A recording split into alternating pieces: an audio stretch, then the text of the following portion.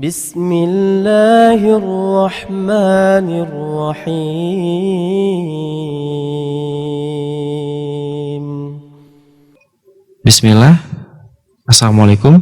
Waalaikumsalam warahmatullahi wabarakatuh. Ustadz, Ana ingin bertanya bagaimana cara melunakkan hati yang begitu keras, Ustadz. Wallahu a'lam bishawab. Baik, saudara-saudaraku muslimin dan muslimat yang dimuliakan oleh Allah, kita ketahui hati merupakan mahkota dari anggota tubuh seorang manusia, dan sesuatu yang akan paling bermanfaat untuk kita bawa bertemu dengan Allah adalah qalbu kita.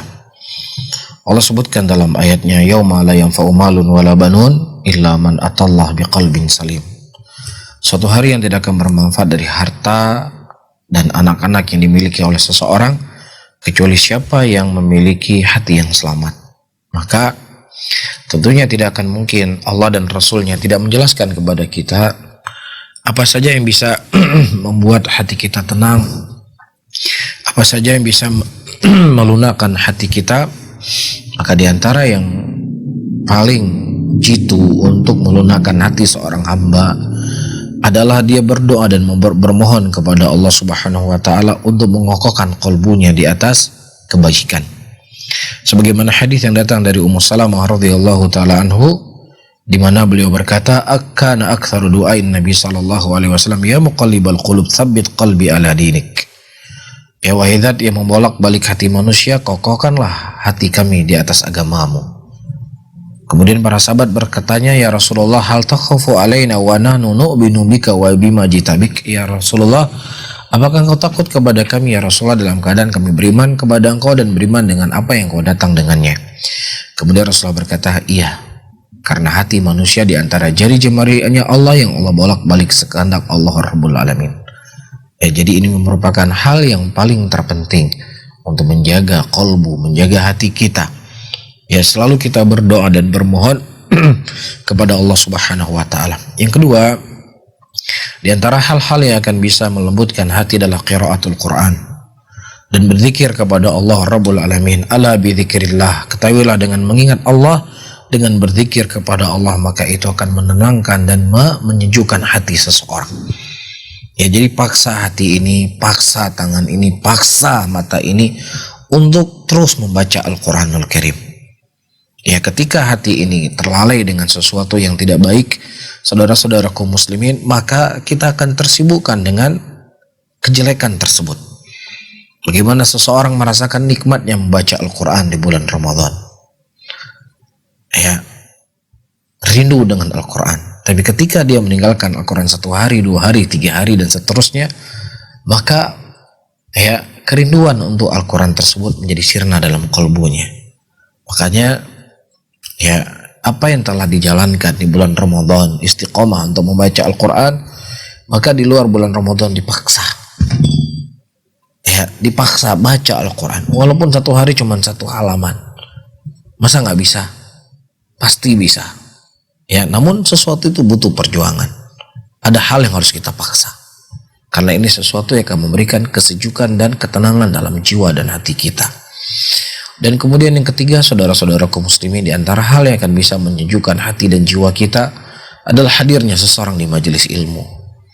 Kalaupun seandainya mungkin tidak bisa hadir di zaman pandemi seperti ini di majelis, setidaknya dia bisa mengikuti acara interaktif ya di waktu-waktu yang telah Allah Subhanahu wa taala berikan nikmat waktu kepadanya.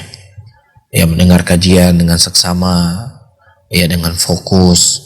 Karena sesuatu yang tidak difokuskan itu ya tidak akan masuk ke dalam kalbu, tidak masuk dalam hati. Tapi kita seakan-akan mendengar kajian langsung di majelis. Itu yang harus kita paksa. Kemudian diantaranya juga untuk membaca sejarah-sejarah para nabi, sejarah-sejarah para rasul, karena ini merupakan sesuatu yang paling baik untuk menenteramkan kalbu kita.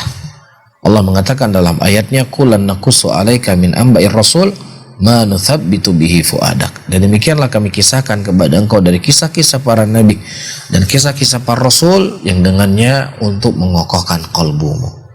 Ya, dan selanjutnya jauhi dosa dan jauhi maksiat. Ya, jauhi dosa dan jauhi maksiat. Ketika satu dosa yang kita lakukan, maka akan terbuka dosa yang kedua, akan terbuka dosa yang ketiga, akan terbuka dosa yang keempat, dan seterusnya. Ya, sebagaimana Allah ceritakan dalam Al-Quran dari akhwatu Yusuf, yang mana pertama mereka memiliki kedengkian kepada Nabi Yusuf alaihissalam. Kemudian kedengkian tersebut mereka ungkapkan dengan lisan mereka. Mereka berencana untuk berbuat jelek kepada Nabi Yusuf. Uqtulu Yusufa aw itrahu arda yakhlu lakum wajhu abikum wa takuna min ba'di qauman shalihin. Ya, bunuhlah Yusuf atau buang dia di sebuah tempat agar bapak kita pandangannya hanya ke kita, sehingga nantinya kita akan menjadi orang-orang yang soleh setelah kita membuang Nabi Yusuf. Nah, apakah setelahnya mereka bertobat? Tidak, mereka justru membuat dosa yang lainnya. Waja'u ala qamisihi bidamin kadhib. Kemudian mereka mendatangi baju dusta. Ya, kunna nastabiqu wa tarakna Yusufa inda mata'ina fa akalu dhiba. Tadi kami bermain-main dan Yusuf kami letakkan di sebuah tempat, kemudian diterkam oleh serigala. Berapa banyak kezaliman yang dilakukan yang tadinya mereka ingin bertobat kepada Allah. Satu dosa yang dilakukan itu akan membuka dosa-dosa yang lainnya. Ketika semakin banyak dosa kita lakukan, maka semakin keras hati ini. Nasallallahu salamata wal afiyah. Wallahu alam bissawab.